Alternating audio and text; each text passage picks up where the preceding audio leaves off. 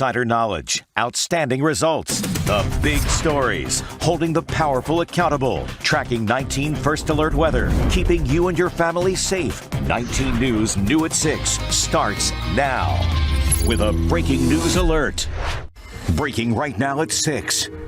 Ordering you to leave. This is a matter of life and death. A train carrying toxic chemicals derails, forcing thousands to evacuate. We know that being exposed to even small amounts of vinyl chloride can cause cancer. As first responders rush to prevent an unthinkable tragedy, 19 News is live with special minute-by-minute coverage. What happened? Who is responsible? When will it be safe? Live team coverage continues right now. Happening right now, a dangerous, potentially catastrophic operation in the Buckeye State. It's all to clear toxic chemicals from train cars after a derailment days ago. 19 News everywhere with team coverage on this with investigator Sarah Goldenberg, Brian Duffy, and Caitlin McCarthy as Ohio works to reduce any threat of an explosion in the village of East Palestine. Good evening. Thanks so much for joining us. I'm Tiffany Tucker. Let's start with the very latest, including where this all happened. Talking about East Palestine. The village is about 20 miles south of Youngstown. Residents living within a certain distance from the derailment site are in, quote, grave danger. That's according to Governor Mike DeWine. My partner, Brian Duffy, is at one of the command centers, which right now is considered the safe zone. Brian, what are they telling you right now? Well, we're still waiting for an update right now from officials, but this appears to have gone as well as could be expected. Without question, this has been a tension-filled day here in East Palestine. As night falls, you can still see the massive plume of smoke behind me. They set an explosion off to try and eliminate the threat of what the governor DeWine had called the potential of a catastrophic explosion. Here's the moment of that explosion. Crews set up 5 charges on each car containing vinyl chloride. The chemical was then expected to drop into a pit where it would be lit on fire by flares. The result was the massive explosion and the smoke plume that has hopefully ended this threat. The plume of smoke grew larger and larger, and we are, again, still waiting for an update from officials now on how exactly this whole thing played out and what exactly the end result is going to be. It appears, however, I talked with multiple people at a command center that said it appears this went as expected. Let's hope that is the case. Now, Caitlin McCarthy joins us live after speaking with people who have had their lives turned upside down, evacuated from their homes. Caitlin. Brian, we're on State Route 170, about 3 miles from this controlled burn. And behind me, it's dark outside right now, but as you can see, some of that black smoke coming from that controlled burn. We spoke to one woman who hopes this doesn't cause long-term damage to the community. Just hope that everybody's okay. I hope this doesn't turn into another Love Canal or Flint, Michigan, because it could. It could ruin this town. People in East Palestine like Maggie Guglielmo are worried. A train carrying hazardous materials derailed in their small town. Now officials are doing a controlled burn to hopefully avoid further danger. 5 of the tankers were filled with vinyl chloride, a highly dangerous chemical. Officials hope the controlled release will prevent the tankers from exploding. Guglielmo owns businesses close to where this is happening. I went there yesterday, which is Sunday, and I was able to get to it, but everything was closed. But I went in just to make sure the place was secure and to get some stuff that I needed to get out because I knew I'd be gone it would probably be a week before I could get back in there. Others in East Palestine like Ron Elzer hope air quality doesn't become a concern. The big thing is not knowing. Elzer says their town is resilient and working together to get through this. Scared, trying to figure out what's going on. Everyone has come by and said, what do we do to help? And officials are saying they are keeping a close eye on air and water quality, which a lot of people here in East Palestine are concerned about. Reporting live in East Palestine, I'm Caitlin McCarthy. Brian, back to you. All right, Caitlin, thank you. Again, the chemical released is called vinyl chloride. It is extraordinarily toxic, and it can cause cancer, which is why the state of emergency was declared, and people were forced to evacuate their homes. It was for their own safety, and it's been stressed time and time again for those living in East Palestine that it was not safe to remain in your homes. Doing this, not a task taken lightly. As you can see, the major impact this is having. An expert from Case Western Reserve University speaking with our Dan DeRose today, also stressing just how dangerous this situation was for everyone involved. It's a known human carcinogen. We know that being exposed to even small amounts of vinyl chloride can cause cancer. It can be readily evaporated and breathed in, so it causes harmful health effects through the inhalation exposure as well as ingestion from people drinking groundwater that are contaminated with it. And we'll have more details on the release of this toxic material on Cleveland19.com. Tiffany. All right, Brian, we have continuing coverage on this breaking news story. We will bring you the very latest as it continues to unfold. We are also closely monitoring this story. In Euclid overnight, fire officials are responding to reports of explosions at a warehouse. Now, the good news is no one was hurt and no evacuations needed. The building on Rockwell Drive uses magnesium to manufacture products for the oil gas industry. This is all under control tonight, but could have been much worse since magnesium and water are an explosive combination. Thankfully, while the fire was burning inside an oven, crews removed combustibles and explosives from around it. Well, after less than a year in office, the Cuyahoga County Sheriff has resigned. Stephen Hammett was serving as interim sheriff after replacing Christopher Violin, who resigned in April of last year. Now, it's not clear what prompted Hammett's abrupt resignation, but of course, we will update you as we learn more details in this case. Well, February is Heart Health Month, and that is something that we should all, of course, be paying very close attention to. And they were paying attention, thankfully, at an Orville gym. Very frightening. I'm just thankful to be here. Linda Thompson's life was in the balance. A fellow boot camper was trying to save her life on a morning that was never normal. Something was off. I didn't feel right, and I just thought, oh, should I go? She went, but who knows? Maybe being at the Tillison Fitness Warehouse saved her life. My chest felt funny, like I had a little bit of a warm feeling, and my left arm just felt kind of achy, tired. She was low energy. She pushed through her workout. I just started feeling dizzy, and everything got foggy, and that's the last thing I remember. Linda collapsed. Melinda Budd, in the maroon shirt, jumped in to help. Went over, took her pulse, felt no pulse, kind of took it in a couple different places and no pulse. Ryan McAllister, a former volunteer firefighter, stepped in. He's in the army green shirt, knew CPR, and he knew the gym had an AED. Yeah, I could tell she was in cardiac arrest, and we needed to get CPR started right away, and we needed to get that AED pulled off the wall and set up right away. Gym co-owners Jeanette and Thad Tillison hustled to get the AED, and they attached 2 pads around Linda's heart. McAllister continued compressions. The AED is built to analyze the patient's needs. With Linda, it advised a shock. Everyone cleared. Thad hit the shock button, and just like that, Linda, she flinched and took a deep breath. No kidding. It was amazing. Linda was back. And I guess they told me I sat up and I said, well, at least I got you guys out of sled pushes. So, yeah, that's what I remember. And what she'll never forget is that the family-owned gym, operated by Thad and Jeanette Tillison to have something for everyone, really does, including that expensive AED. Without the AED, I think the outcome would have been totally different. So to this day, I say that's my best purchase for this gym. It cost $2,000. Well spent.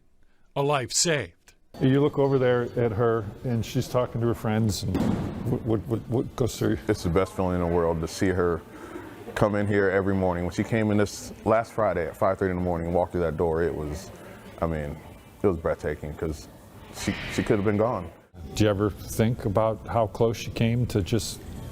Yeah, that's the crazy part, how close I came to, not coming back out of this and just thanking God every day that I'm still here. And we're thankful you're still here too, Linda. Linda has had a defibrillator and a pacemaker installed just in case she should go into cardiac arrest again. What kind of regulations do trains face when they're carrying hazardous materials? Find out how many violations we found as we continue to cover this train derailment. Yes, we do. And here's a look at the weather right now. East Palestine right here. And you can see on First Alert Doppler, we are tracking the smoke from what happened earlier this afternoon. I'm going to talk about why what's happening right now there is coming up.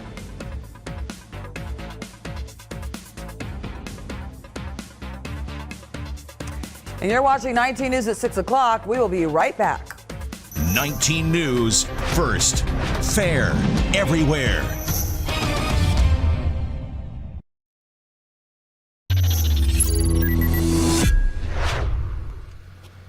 Back live in East Palestine, where we continue to follow our breaking news. A controlled explosion here this evening. We can show you the moments that explosion actually happened. This is what authorities had to do after a train derailment on Friday night. A very volatile chemical involved. They actually put 5 charges on 5 separate cars holding this chemical, blew holes in those train cars, and had the chemical fall into trenches where it was set on fire by flares that had already been lit. That caused this explosion and a massive plume of smoke that people in the area have been watching all afternoon and into the evening. We are waiting for final word on officials if this whole operation has been a success. Preliminary word from people that I have heard from at the command center is that this was a successful operation, but that has not been confirmed yet officially at the command center in a press conference situation. Tiffany. And Brian, as you know, 20 of those cars contain hazardous materials. And the freight trains like this, they really pass through our area, our cities, and the farmland each and every day. Investigator Sarah Goldenberg looks into how hazardous materials are regulated to prevent accidents like this from ever happening again.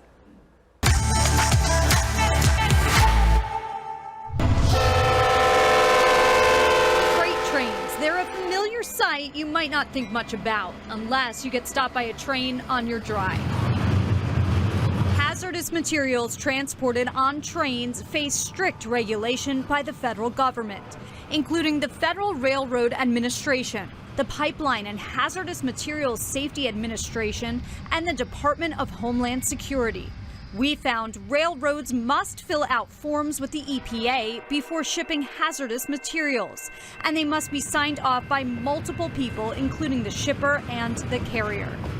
The Federal Railroad Administration conducts inspections and audits. 19 Investigates found in fiscal year 2020, the latest year with posted data, railroad inspectors recommended about 3,200 violations nationwide for hazardous materials. And Norfolk Southern Railway, the company involved in this accident, had 391 violations in cases closed, according to the report. The civil penalty for that was initially assessed at more than $1.6 million. Improvements to hazardous materials operations, including a focus on safety, has led to these kinds of accidents from trains declining by 60% from 2000 to 2020. That's according to the Association of American Railroads. Ohio ranks 3rd in the nation for train accidents over the last 5 years, with 304 accidents. When it comes to derailments, nearly $20 million has been reported in damages in our state during that time period. All hazardous materials shipped on trains are required to be labeled by federal law. That way, first responders know what they're dealing with in an accident like this. Sarah Goldenberg, 19 News. And we've been following this story since Friday. We'll keep bringing you any and all updates here on air and online as the situation continues to develop in East Palestine.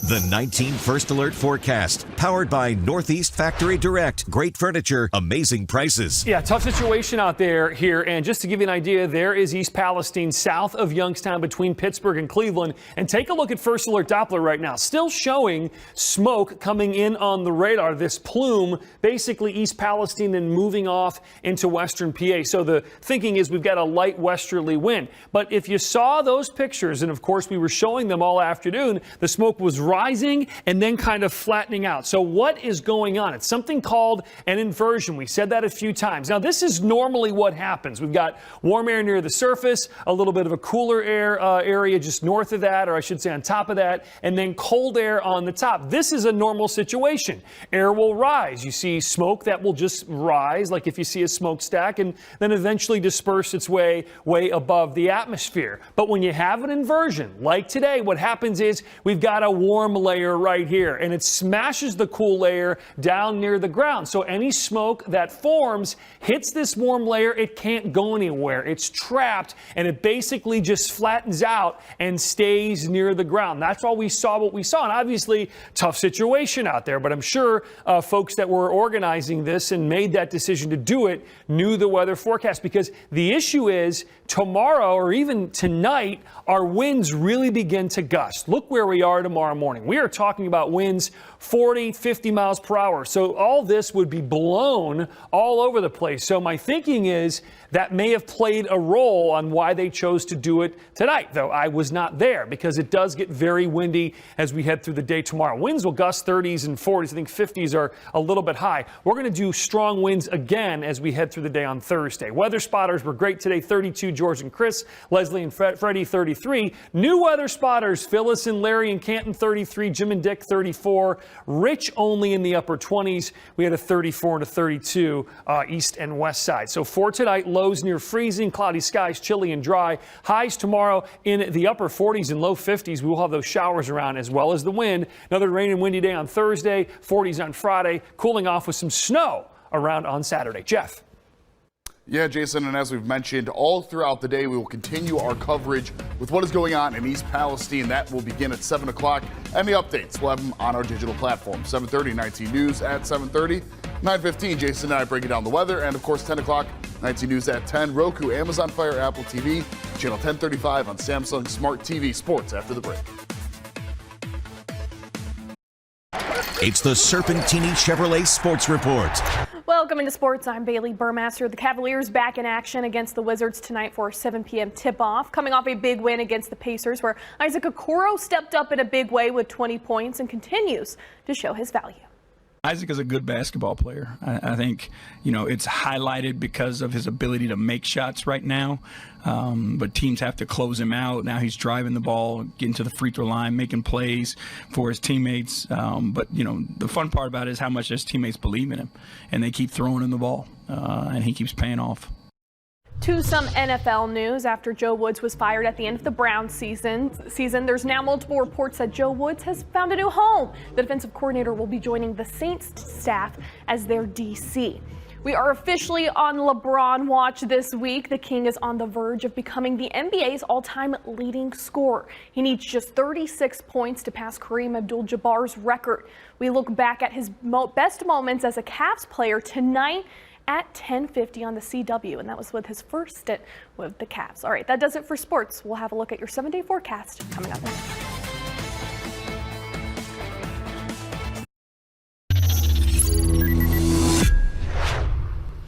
Hi, everybody. Brian Duffy back live in East Palestine, where we continue to follow breaking news of this train derailment. This started on Friday night and continues now as we are well into Monday evening. A controlled explosion and burn here this evening is this very dangerous chemical that could have caused a catastrophic explosion, according to Governor Mike DeWine here, has begun and continues. That burn continues here in East Palestine, and hopefully a successful burn.